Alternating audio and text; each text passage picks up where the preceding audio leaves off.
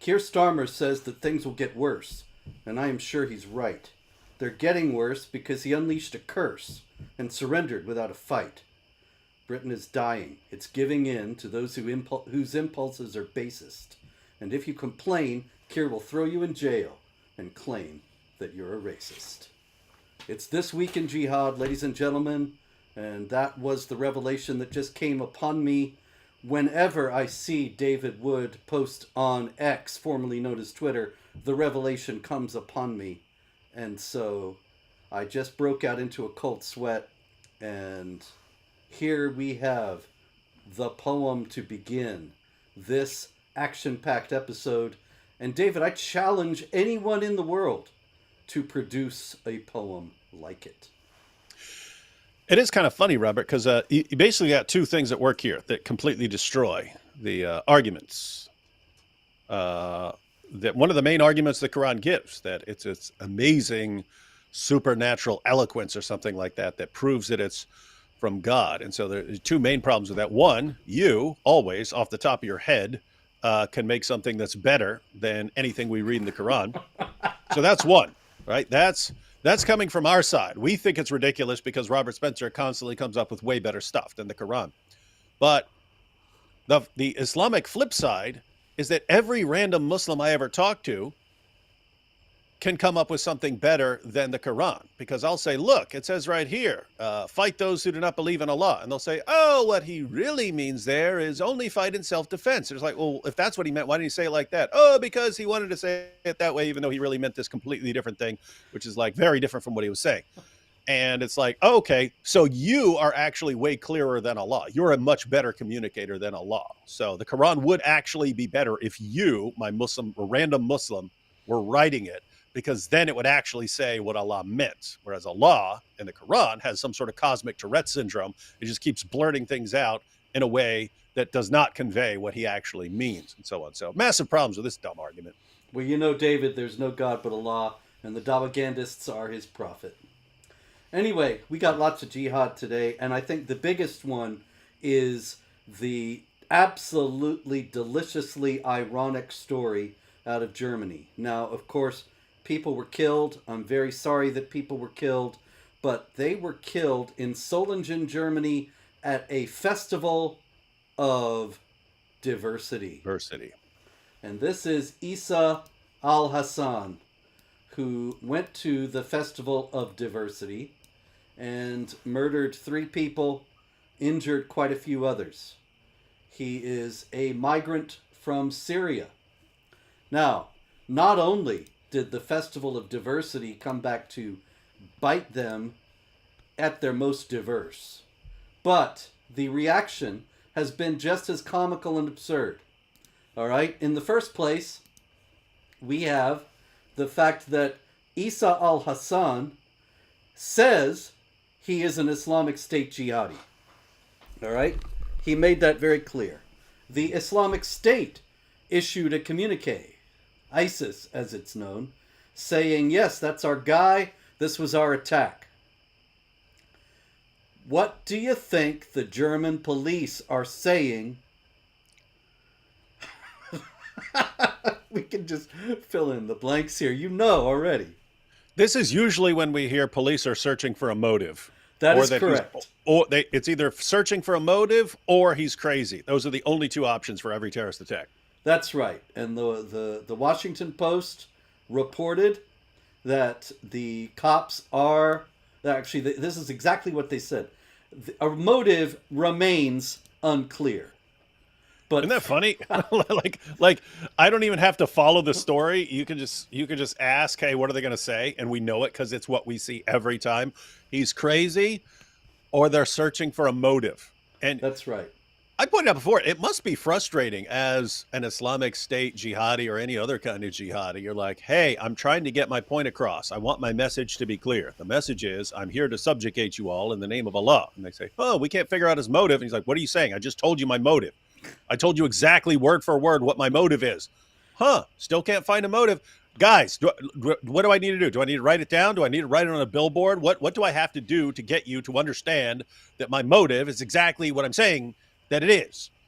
Oh, we still can't find a motive. It's like I would be frustrated. I would be frustrated.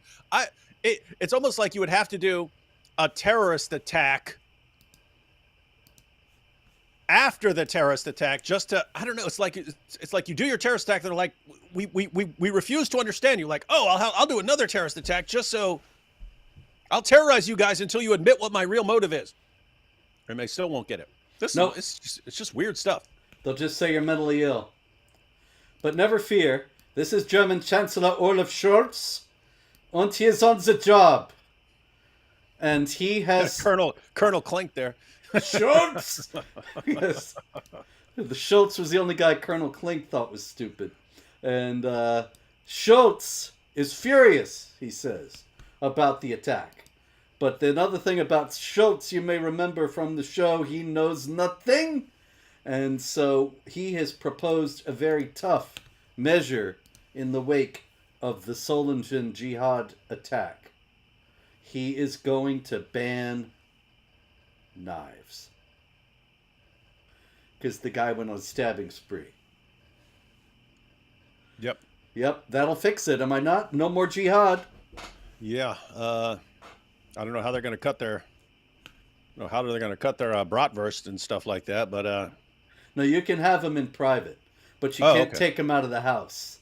Okay, What reason? I actually got the Vice Chancellor, Robert Habeck, saying that what we need are weapon-free zones. He says, no one in Germany needs bladed and stabbing weapons in public. We no longer live in the Middle Ages. That's exactly what he said, and in that tone of voice. But they kind of are, right? They're heading back rapidly. That's right. It's like the entire German government a couple years ago said, how can we head back to the Middle Ages? We really want to head back to the Middle Ages. It's our dream come true. Yep. They actually are heading back to the period when the Ottoman jihadis were menacing Europe and were making Europeans all over the continent live in fear that they were going to take over and completely destroy the civilization of Europe. And they came close. So the Germans, they are living those glorious days. All right. Yeah, that's another thing. Thank you. There was somebody here in the chat says, wasn't the guy supposed to have been deported? That's another comic opera aspect of this. Isa al-Hassan was supposed to be deported last year, but nobody actually got around to deporting him. And so he was on hand to attack the Festival of Diversity this year. All right. Yes? Oh, no, I was just thinking, like, is Islam really pro-diversity? Remember Muhammad said, I will expel the Jews and Christians from the Arabian Peninsula, will not leave any but Muslims. They're only pro-diversity when they're in the minority. And sometimes they want to make it clear, guys, this is not our long-term goal. We are actually here to subjugate you. And then they try to make it as clear as possible, and everyone refuses to listen. Yep. Schultz, it's just perfect, because you may recall, ladies and gentlemen, the famed TV show Hogan's Heroes from the 1960s, if you are even older than I am. And there was it was a comedy about a prison camp of Nazis, and the prisoners, the Allied prisoners, were running a spy ring, a very sophisticated one, right out of this prison camp under the nose of the moronic Commandant Colonel Klink and Sergeant Schultz, who was a guard, who would always see them. He would always end up walking in on them and catching them when they're going through the secret passageway or working on some rocket or something. And he would just say, I see nothing, because he knew that if he saw something, it would cause more trouble than if he just kept quiet and pretended not to have noticed anything. And I think that kind of sums up Olaf Scholz, that he sees. That sums up the entire German government. Yes, and the governments of the West. Our friend Keir Starmer in Britain. Yeah. We're always like Hey, look what we found here. Look what we found. It's right here. It's right here. And then we see nothing. Exactly. You can't make us Exactly. see. So the Taliban is trying to make people see. And that's our They're next trying. big story. We got a lot of big stories this week. Uh, and so the big story out of Afghanistan is that the Taliban is trying to alert people to the nature of the status, I should say, of women in Islam. And so they have implemented, or they are implementing, new rules that say that women must cover themselves entirely in public. No more of this showing the eyes like some trollop. Yeah, They are have to be completely covered. yeah. And Otherwise, you're a dirty whore trying to get molested. exactly, 3359, chapter That's the 33, Quran. verse 59 of the Quran says, "Do not be sure to cover. Draw your veil over your bosom, lest you be molested." So the subtext is, if you are not thus covered, you can be molested. Fair game. So anyway, they not only have to completely cover, but their faces and voices must be concealed if they leave their homes. So they cannot raise their voices because they would be drawing undue attention to themselves, once Hmm. again, as shameless harlots. They're barred from singing, barred from reading the Quran publicly. Their clothing must be not too thin, not too tight, not too short. Taxi drivers must not transport a woman without a hijab. And let's see, there's a couple other things. Yeah, playing music in vehicles is prohibited, which is probably a good idea because you, if you're strumming a guitar, you might, and trying to steer, you might have trouble. Men are barred from looking at women's faces in public, and I think, well, that's a bit redundant since you can't see women's faces in public. There are no women's faces in public. But anyway, also trimming or shaving their beards. Now, the Hmm. interesting thing about this is that in the wake of these regulations, David, the Taliban has invited the rest of the Islamic world to emulate it and to adopt Sharia. It says that the Muslim nations worldwide should take inspiration from the Taliban system and establish Sharia based systems in their own country. And in response to that, that was a call from the Taliban spokesman who's been there many years, Zabihullah Mujahid. And in response to that, there was kind of a huffy article where a women's rights activist, with whom I am not otherwise familiar, Mariam Maruf Arwin, she says the Taliban are trying to justify their recent 3 years of crimes under the name of implementing Sharia. And she says that what they are doing is un Islamic because there's a hadith that says that knowledge is obligatory for both men and women. So the Taliban are not Islamic. Is that right, David? All these things they're doing, this has nothing to do with true Islam. Am I right? Uh, yeah. Welcome to Fantasyland. You can go to. I've seen. There was an article several years ago where it was on CNN, and it was by some woman who had converted to Islam, and she's like, "I had to investigate this, and I found out that it's not what I expected at all. And Muhammad was a great champion of women's rights, and he championed even women learning, and said knowledge is obligatory, and so anyway, you look at it, it's talking about religious knowledge of the basic practices of Islam. So yes, women are supposed to know what they're supposed to do in Islam, but it gets quote completely misrepresented as, oh yes, this is encouraging women to go to universities and get great educations, and so no, it's not. Read the actual passages, you giant morons who think who think that well, I read an article on how Islam is a great feminist religion and therefore I know more than all these mullahs. You giant Western. It's the Islam is the only topic on the planet where the less you know about it, the more of an expert you are in it. You can't do this anywhere else. You can't just, oh, I've never been to a math class in my life. Therefore, I can tell the world's greatest mathematicians how they're wrong and I'm right about math. Um, and so it's just, yeah, weird, dumb situation. But I have to say, Robert, we look, you can see, you can look at pictures of people in Afghanistan in the 1950s and so on. It looks like a Western nation. And here you see how rapidly things can change. The same thing in Iran. Look at pictures from back in the day in Iran. Looked like a Western nation. And then there was a massive crackdown. But I have to say, Robert, Islam, whether Sunni or Shia, seems whenever you have enough people who want to take it seriously to start cracking down on women. Can we predict that as Western nations invite more of this in, that this is going to happen more and more and more in Western nations? And if they really don't, if they never put a stop to it, it's just going to, the exact same thing is going to happen?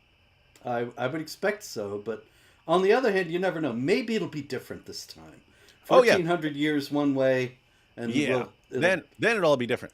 But I mean, it is amazing how rapidly this can happen. So again, you go back several decades, Iran and Afghanistan, which we look at as like the most backwards places in the world, looked like Western nations. They had women going to universities to learn to study technology and so on, and become engineers, all this stuff. And now they can't even walk out in public without being harassed unless they dress a certain way. So, David, let me play Allah's advocate for a minute and Hmm. ask you this. There are other Sharia states. I mean, you just mentioned Iran. And so Afghanistan has all these new rules that we just spoke about, that women can't even raise their voices in public, can't do all these things in public. Iran doesn't have rules like that. It has a hijab law, Hmm. but it doesn't have a law that you have to be fully covered. It doesn't have a law that says women can't speak in public or something like that. So surely the Taliban, they're extremists, right? They're going too far. Islam doesn't really teach these things. Yeah, but here's the issue that we got. So the Ottoman Empire lost in World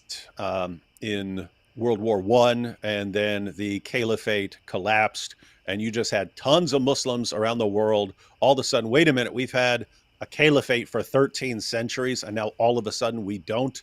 Lots of Muslims viewed it as we lost to Western nations. Somehow everyone became powerful, more powerful than us, and we've just got a problem here. This isn't working anymore. We need to go ahead and modernize. And that's why in the 50s and 60s you had Muslim nations looking modern. They tried to adapt to the West. The West had won. The West had defeated it. But there was an alternative interpretation of the evidence. And the alternative interpretation was, you didn't lose because they're somehow culturally superior or more right. You lost because Allah's not blessing you to defeat them, because you have not imposed Sharia ardently enough. You haven't done it. You're not doing it right, so Allah's not blessing you. And that's why you ended up with the revolution in Iran and all the Muslim Brotherhood and so on. You ended up with people, eventually ISIS and so on. It's, we need to crack down. We need to crack down on all heresy, on all disobedience, on all opposition to Sharia. And we need to impose Sharia fully for Allah to bless us and make us successful. And we're still seeing that. We're still seeing the crackdown, and apparently encouraging it in every possible way we can. So what the Taliban is doing, in other words, is entirely Islamic, because they are just trying to make sure to bring the richest of Allah's blessings by not even making it close to possible to transgress. Hmm. That if a man, obviously, we should note that the covering of women is so that men will not be tempted. Men don't have any obligation to control themselves. They have to just, women have to cover themselves, so there's no reason for a man not to control himself. And so if covering your hair is not enough, then you have to cover your face and even your eyes. And then that's how we get to the Taliban's laws. And the result, of course, is that men never have to learn to control themselves. Mm. And then Western nations say, hey, let's take a bunch of these guys who've never learned the slightest bit of self control around women, because we keep women bundled up around them. And then let's take all these guys and put them in Western nations with girls walking around in Daisy Dukes, and wonder why these guys lose their minds and go on raping sprees. Yeah, it's a mystery. They must be mentally ill. Hmm. Okay. Someone's definitely mentally ill here, Robert. I'm just not sure it's the jihadis. I think it might be Olaf Scholz. Anyway, we got more mental illness, David. There is plenty of mental illness to go around. Nobody needs to go without. Here's some more. That is, in the foreground, with his back to us, the famed Russian strongman Vladimir Putin. What a weakling. And that is Ramzan Kadyrov, his client ruler in Chechnya, which is, of course, an Islamic entity inside Russia. And he is, of course, kissing the Quran. Now, this caused some controversy, and it was a funny thing, David, because I was working a little bit ahead, which I do sometimes at Jihad Watch, because I had some things to do that afternoon. I scheduled some posts to put up that afternoon while I'd be out of the office. And one of them was Putin kissing the Quran. And I said, there's going to come a time when he regrets having done this. Mm-hmm. When the Islamic jihadis he's appealing to will make him regret having done this.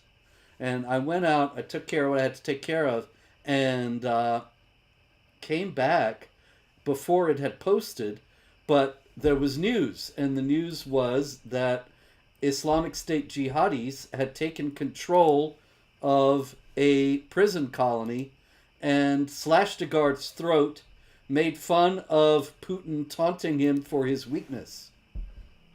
Now, David, I got a question for you about this. Mm-hmm. Why didn't they say, wait a minute, Putin kissed the Quran. He's our friend. We won't bother him. We won't take over this penal colony. We won't cut a guard's throat because he is our friend. He's on our side. Look, he kissed the Quran. Why didn't they do that? Because they smell. People think when you do some sort of gesture like this that their hearts are going to melt. In reality, they smell weakness. And they're like, "Oh, now he's trying to cozy up to us. This means he's got some problems, and he's getting desperate and weak. Now's our time.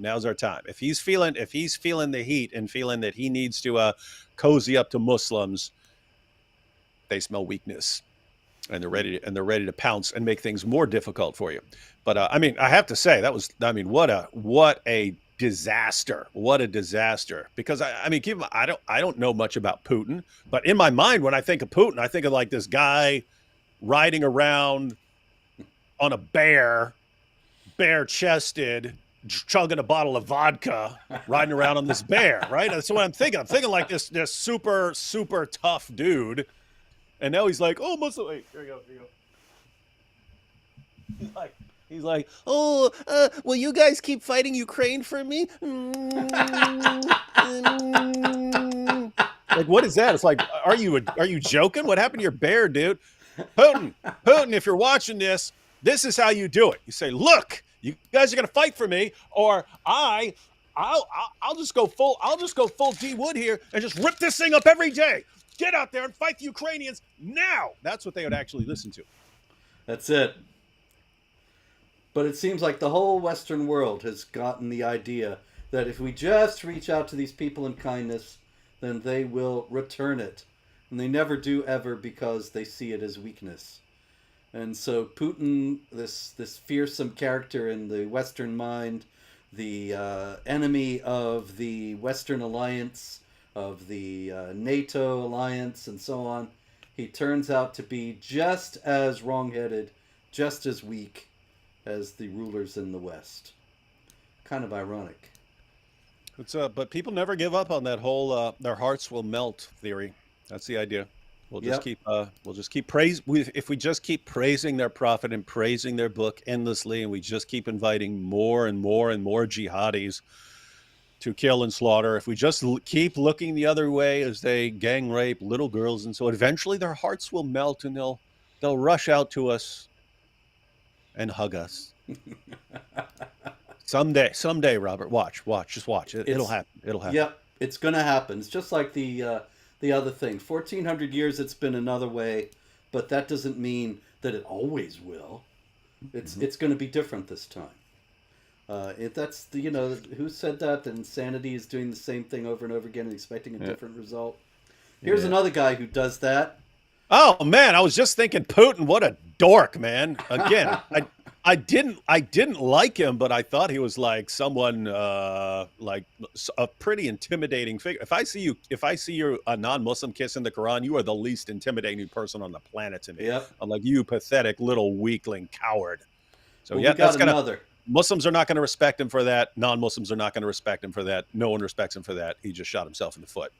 This here on the picture now, this is Pope Frank, Hmm. Pope Francis. He's got the. This is my favorite picture of Pope Francis because Because he sees nothing. He sees he nothing. sees I see nothing. nothing. I see nothing. Precisely. His vision is completely covered over.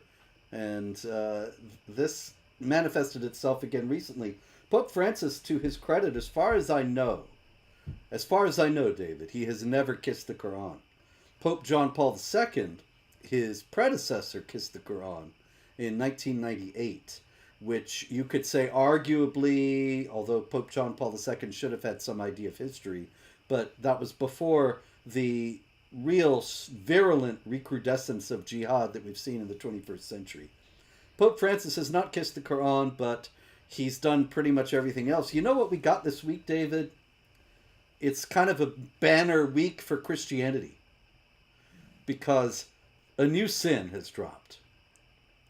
There's a new sin out there. It's always good. It's always good because you got all the deadly sins and stuff, and it's just good to come up with another one. Yeah, pride, anger, lust, sloth, all that. That's old stuff. Now, the Pope has said that it is a grave sin, David, not just a little one, but a very major sin to refuse aid to the migrants who are streaming into Europe. He says if you oppose the mass migration and Islamization of Europe, it's a grave sin. Do not pass go, do not collect $200, go straight to hell, go directly to hell. That's it.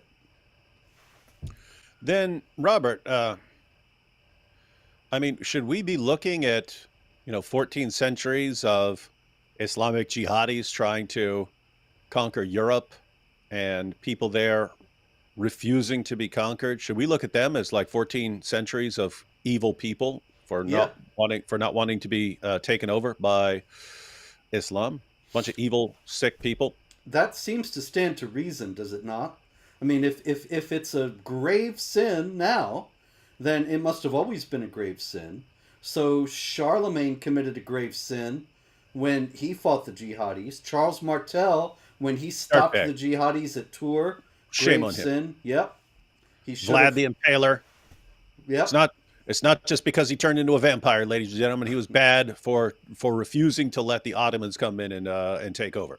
Jan Sobieski, he should never have rode into Vienna and stopped the Ottomans on I mean, September 12th, 1683. can we say? I mean, can we say shame on the Allied powers for resisting the German and Ottoman alliance to conquer us all? We should have just not defeated the Ottoman Empire. Should Yeah, have. it's not very well known, but the Ottoman Sultan during World War One declared World War One a jihad. Nobody paid much attention because by then the Ottomans were essentially a spent force, and most of the Muslims were not paying any attention to what the Ottoman Caliph was saying. But he did say it was a jihad. So he was coming in. He wanted to come into Europe. Certainly, we're talking about migrants, and the Pope said there are those who work systematically and with every means to reject migrants. Now, I think that would certainly include invading armies. They're essentially migrants. They want to take over the territory and transform it. And the Pope says when this is done with conscience and responsibility, it is a grave sin.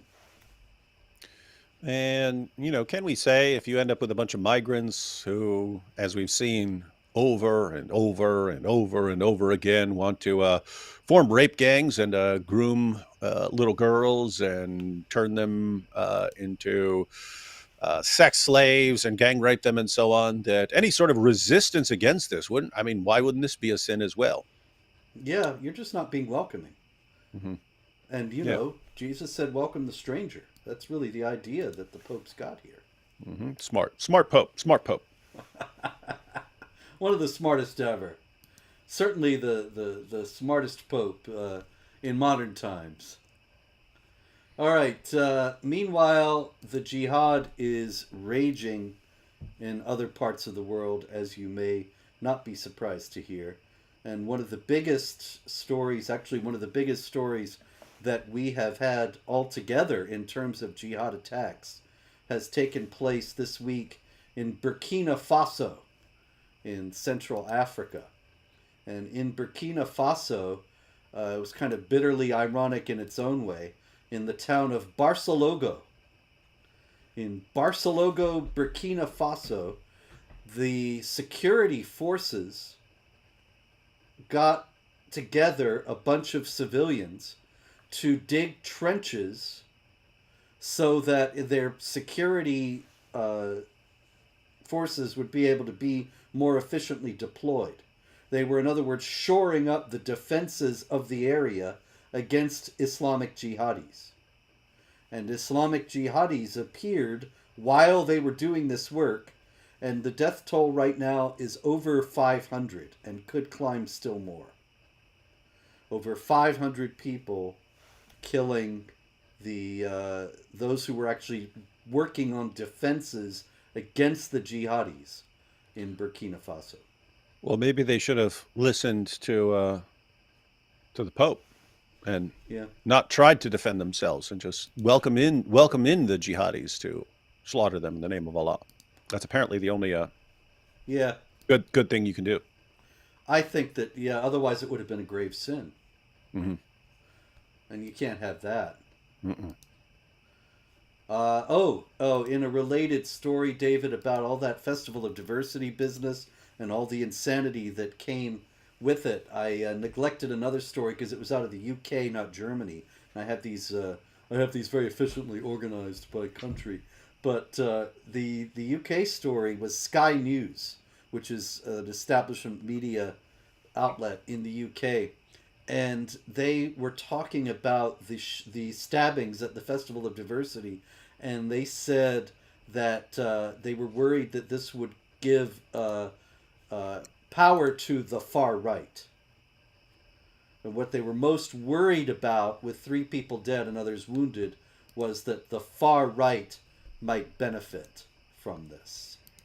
Yeah, and this is like an extension of what we always heard after every single terrorist attack carried out in the name of Allah in the US or Canada or Great Britain or anywhere else. We always heard, right, I mean, while the dead bodies are still warm, we would hear, and the Council on American Islamic Relations has this warning that this not lead to a backlash against Muslims. And somehow, even when Muslims are slaughtering people in the name of Allah, Muslims are the real victims every single time. Mm-hmm. But this is kind of like that. So now the new extension is, a bunch of Muslims just did an attack. We have to worry about the far right having a problem with this. And so now, every time you got jihadis slaughtering people in the name of Allah, the real concern is the far right. No matter how many, and you could have a million Islamic terrorist attacks back to back, and every time, guarantee you there will be. And this is why we need to worry about the far right. Yep. This could lead to more Islamophobia. And it really, you got to hand it to CARE, the Council on American Islamic Relations, and other groups like that, because they know how to play these people like fiddles. People like the Pope or Olaf Scholz or all their counterparts in the United States. They have perfected the whole thing, so that I used to keep track of this at Jihad Watch. Every time there was a jihad attack in the United States, San Bernardino, Fort Hood, all of them, the Boston Marathon, the establishment media first story would be, local mosques ask for extra police protection, worried about a backlash. Mm-hmm. And the CARE spokesman would be up there talking about Islamophobia. And it was every time, And it was always very interesting, the hypocrisy, right? Because, okay, so you're a Muslim. No one's coming to attack you. It was Muslims who were attacking other people. But somehow you're allowed to be concerned about imaginary people coming to attack you. You're allowed to look at the population and say, we feel like we're in danger from people who might come attack us. And yet, if you're on the other side and you said, hey, given all these Islamic terrorist attacks, I'm concerned about Islam, you're not allowed, right? You're not allowed to be worried about the spread of Islam. You're not allowed to be concerned about someone attacking you. But Muslims were allowed to be concerned about someone attacking them, even when they were the ones who were attacking other people. They were allowed to say, you know what, we're just terrified of this population out here. We don't know who's going to do it, but we're allowed to be terrified that someone over here is going to attack us. And we're totally allowed to say, we want more security. We need more security to protect us from all these people out here who aren't attacking us at all. But if you're on the other side going, given the number of Islamic terrorist attacks, tens of thousands since 9/11, I'm a bit concerned about Islam. You're an evil, horrible person. So if they're concerned about imaginary attacks, which never happen, they're fine. If you're concerned because of the endless supply of Islamic terrorist attack, you're a racist and a bigot and Islamophobe, and you have a mental disorder. Yep. Interesting stuff. Here's a guy who is suffering that right now. He looks like Mr. Clean with his bald head and his earring, but like Uncle Fester. Uncle Fester, okay. But he's actually suffering a tremendous injustice. This is D. Stitt. David Stitt, who goes by D. D. Stitt. And he is a politician in Northern Ireland. And he was actually arrested when he was coming back to Belfast a few days ago. What's interesting about this, David, is that probably if he was out of the country, he did not notice that the UK had become a totalitarian police state in the few days that he was gone. But with Keir Starmer as Prime Minister, now the transformation is happening quickly. So D. Stitt, he gets off his airplane in Belfast and he gets arrested. And he is being held without bail. He is a dangerous character. Held without bail. What do you think he did? Was it a murder, a rape? He committed Islamophobia, David. What did he post something on? He post something on Facebook or something? Yeah, he said, the Christian West is under siege, and people have one chance to stop the spread of evil Islam. He's in prison being held without bail for saying that on Facebook. And as you've seen, they're clearing out the prisons of murderers and rapists to make room for these guys. Oh yeah. I got a story about that somewhere along here. Couple of big jihadis are going to get sprung. Let me see if I can find them quickly enough. Actually, I know I can find their picture. Yeah, Rangzieb Ahmed and Mohammed Zahir Khan. There they are. And Rangzieb Ahmed on the left there, he was a close associate of Osama bin Laden. And so he was a high-placed jihadi. And the other guy, trying to find the story, fairly prominent jihadi himself, but I don't want to hold us up unduly, unfortunately. Oh, actually, that's going to be over with the Stupid Infidels section, David. I should know that by now. Here we go. Mohammed Zahir Khan is an ISIS, Islamic State jihadi. All right. Rangzieb Ahmed was jailed in 2008 for plotting mass murder and was caught with a book of terror contacts written in invisible ink and a rucksack that contained traces of explosives. All right. So that guy, he was on his way to committing a jihad massacre. And Mohammed Zahir Khan is Islamic State fanatic, is all the story says here. So anyway, they're getting out. They're in prison for many years, but they're getting out to make room for guys like D. Stitt, who said Islam is evil. Now you'd And think that. oh Go yeah, ahead. we've been talking for years about you get these guys who do some, failed attack, or there were preparations, or they were providing material support. So they don't actually kill someone. They're just providing material support to a terrorist organization, or they go and join ISIS and then they come back after ISIS loses. But sometimes they don't know, people don't know what these guys did. And Mhm. so they let them back and they give them sentences of like 8 years, 10 years. And all we were saying when this was happening was, if you're sentencing like guys that are terrorists, and if you're sentencing them to 8 or 10 years or something like that, these are guys who are getting out. They do years of prison dawa, uh, radicalizing other random people who come in there, make them convert to Islam and so on, and then convert them and then transform them into jihadis. But then these guys are actually getting out. You're going to let you have to let them out. And here you have, well, we need to accelerate the letting them out process to make room for all the people who criticize jihad. How many life sentences do you think we'd be doing if we were over there right now, Robert? Oh my goodness, they'd put us under the jail. Yeah, you're lucky. You're lucky you're banned, because you might have just gone back for some reason. Then they Mhm. lock you up. Like, yeah, we locked you up for criticizing. I mean, we banned you previously for criticizing jihad, Robert, but now we just throw you in prison, throw away the key. Mhm. Yeah, I got to ask you, what do you think if D. Stitt had said that the UK has to fight against evil Christianity? Do you Hmm. think he'd be in prison now without bail? No, they make him prime minister. Yes, indeed. All right, we got Muhammad al-Bar. That's not him. He's around here somewhere. I knew I had him. There he is. Oh Allah, yeah, he's there. He is saying, "Oh Allah, grant victory to our Mujahideen brothers in Palestine." He is a Muslim cleric in Brooklyn, and in the course of this sermon, he also preached, "Oh Allah, annihilate those who occupied their lands, and those who betrayed and deserted them, and those who spilled their blood." Now, of course, it is a historical myth that the Israelis have occupied Palestinian land. The Palestinians themselves are a historical myth.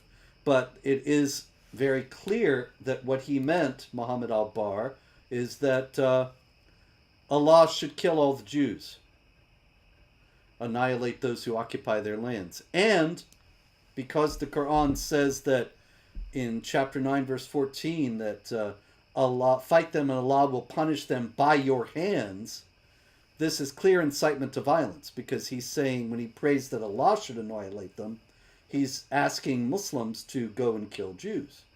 Hmm. Okay, so that's not the whole story here, because it turns out that Muhammad al-Bar is a friend and associate of the mayor of New York. And there he is with the mayor of New York, who is wearing a kufi, Eric Adams. That's Muhammad al-Bar, who just prayed Allah annihilate the occupiers of the Palestinian land, with Mayor of New York Eric Adams. Okay, so David, you ready? What do you think? Eric Adams issued a statement. He was actually asked about his association with Muhammad al-Bar. And what do you think his statement said? um, I don't know. I would guess he would be condemning people for Islamophobia or something like that. But You're a genius. I don't know how you really, do it. I don't Yep, know either. that's I right. just, Robert, all I do is I think of the dumbest possible thing anyone could possibly say, and I say it, and I'm just right 100% of the time. Yep, that's it. And I'm just amazed. He said, to be fair, he said, hate has no place in our city, whether it be anti-Semitism, Islamophobia, or any other form of bigotry. But anti-Semitism was actually in play here. The guy's asking that people go kill Jews. It's a not Yeah. so veiled threat. Yeah. If you're saying you have a problem with it, if you're saying anti Semitism has no place here, you should have a problem with this guy. But you don't. You have a problem with people who have a problem with this guy. Which is why he drags in Islamophobia, which Hmm. had absolutely nothing to do with this story whatsoever. Ah, It's just incredible.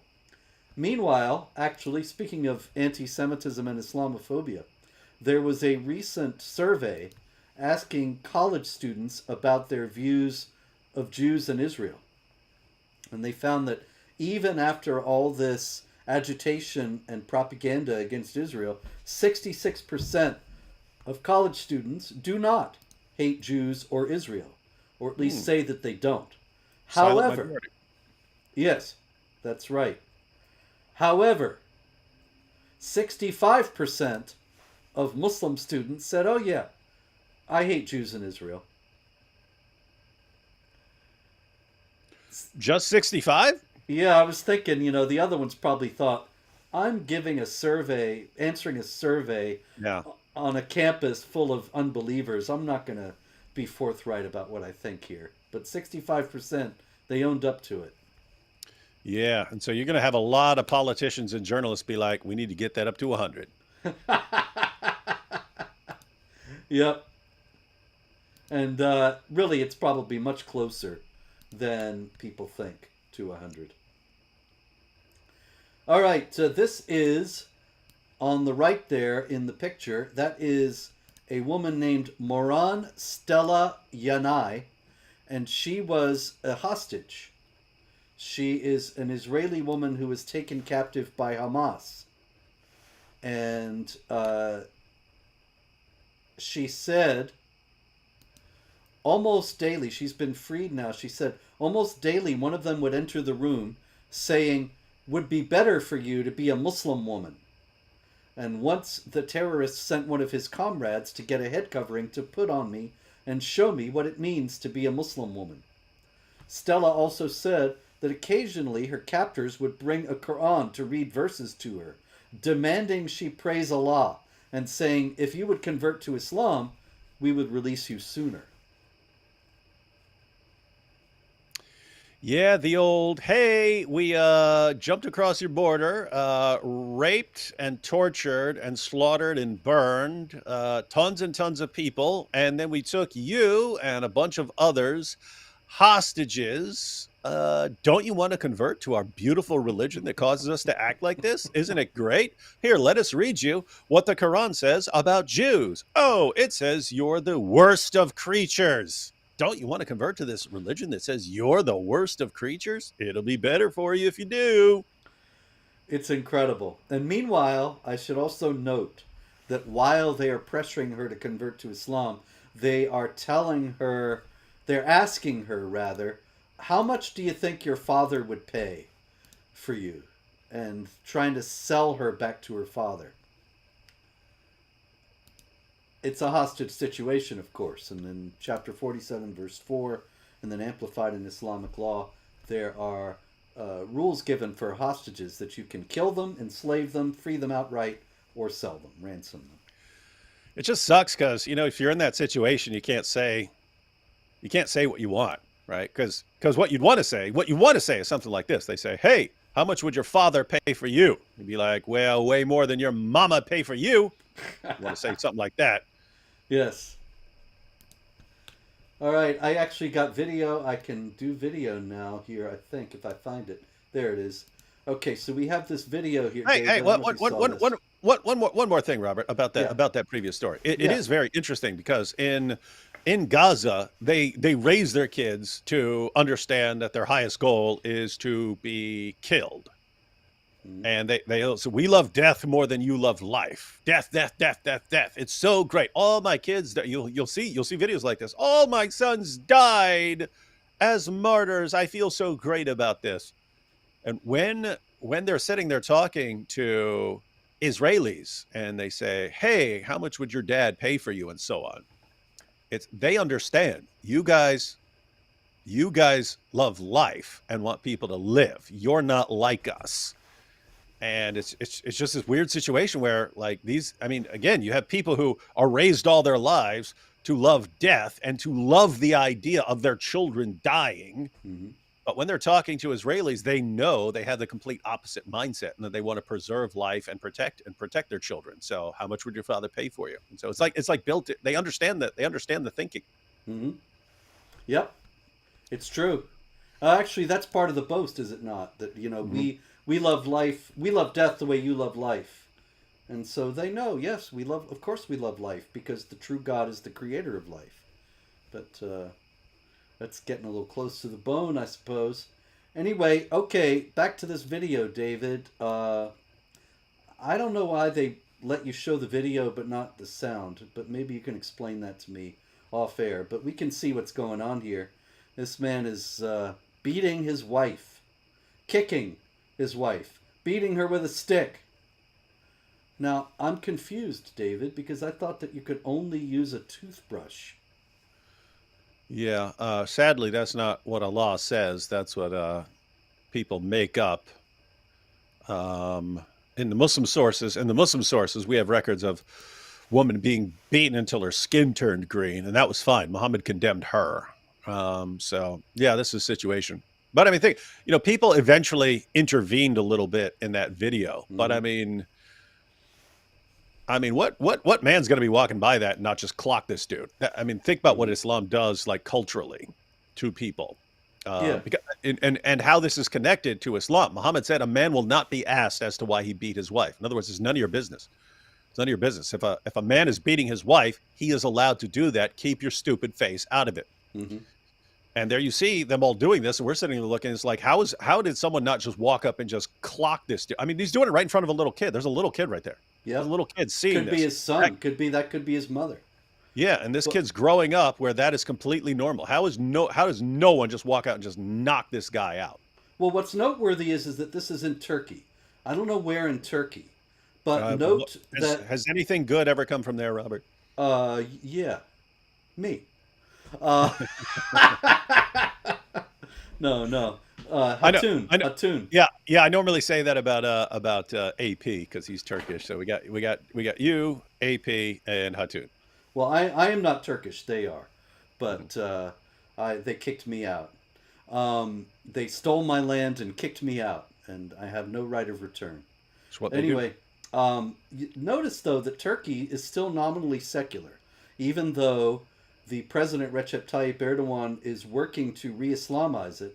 This woman is still walking around with her head uncovered, her hair openly visible, wearing jeans. Nobody is bothering her.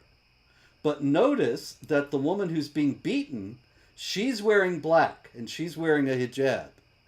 And so it's likely, I think that it's reasonable to surmise that the men who come and they try to stop him and they intervene, they are probably more secular. And they don't take so seriously Islam's permission to beat your wife, much less in public. Whereas he is more religious, and so well, when you are believing that this is something that God has said, then this is going to be the kind of behavior that you engage in. Meanwhile, we have more hatred of the Jews in American mosques. This is Imran Salha, who is an imam in Detroit. And he says Islam is the last hope for America. Islam is the last hope for America. So think about that guy beating his wife, and think about this guy saying Islam is the last hope for America. But Imran Salha, he's I think got kind of a uh, shaky grasp of the concept of analogies, because he says uh, every time you go to a protest and you make the Zionists uncomfortable, you were rewarded by Allah. All right, and that's reasonable. That the Quran says strike terror in the hearts of the enemies of Allah. I suppose annoying them is a moderate version of that. But in any case, he goes on to say they are the cockroaches of history, and we are the liberators. Now, I think that would make sense if he said they're the cockroaches of history and we're the exterminators. But maybe he didn't want to get that explicit. Hmm. But people don't usually talk about being liberated from roaches. They exterminate roaches, Hmm. and I suspect that that was really where he was going. What do you think? Yeah, probably. It does tie in. It's Surah 98, verse 6. Worst of creatures. There you go.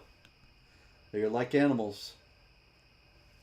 Meanwhile, in Nuremberg, where Hitler used to have his big National Socialist Party rallies, the Muslims gathered together with the black flags of Jihad outside of Nuremberg Cathedral. Now, all I saw was this video circulating. I didn't see any story about what exactly they were doing there. But what is the symbolism in itself of going outside a cathedral with black flags and standing there in front of the cathedral waving them? What do you think that's all about? Islam is obsessed, always has been, with controlling other people's places of worship and taking them over.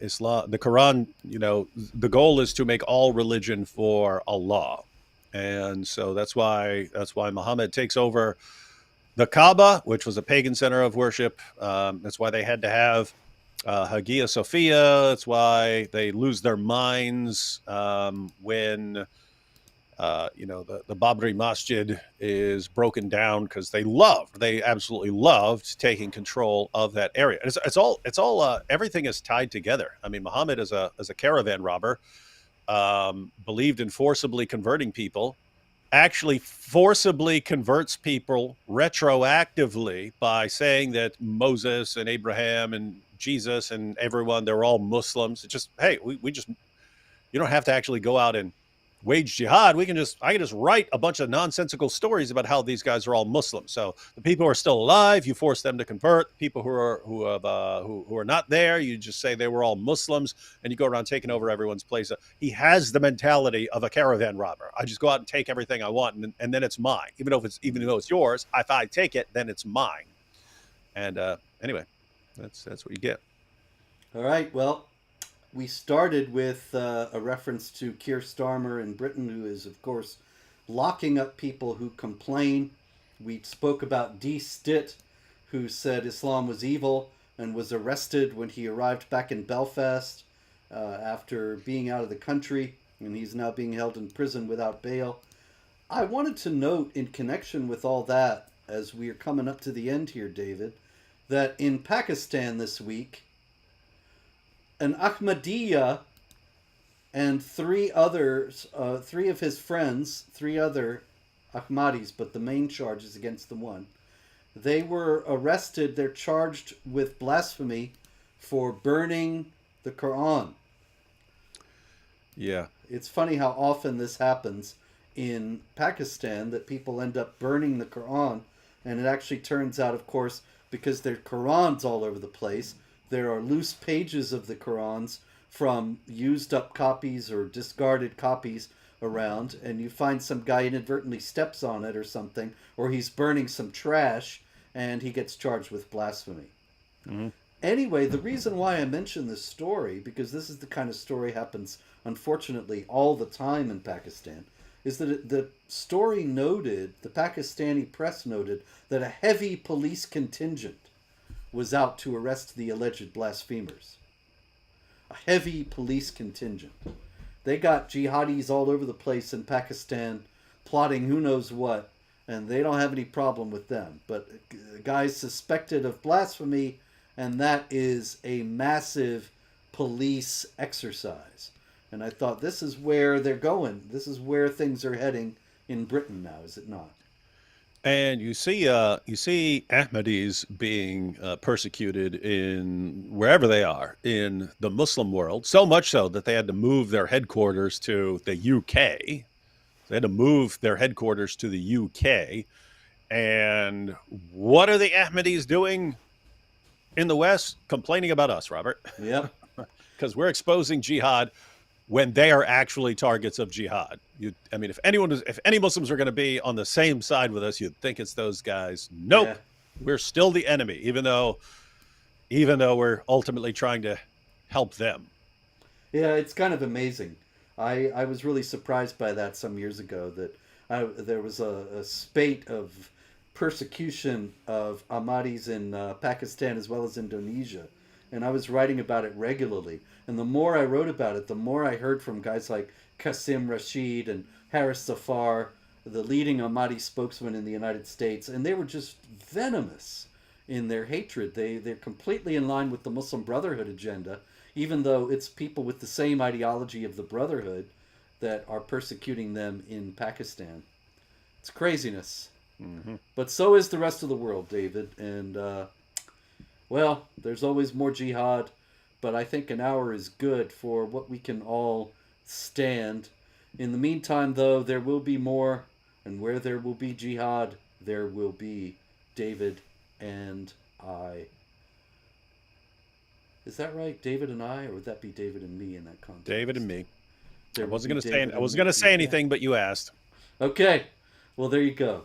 So we'll have some grammatical jihad as well.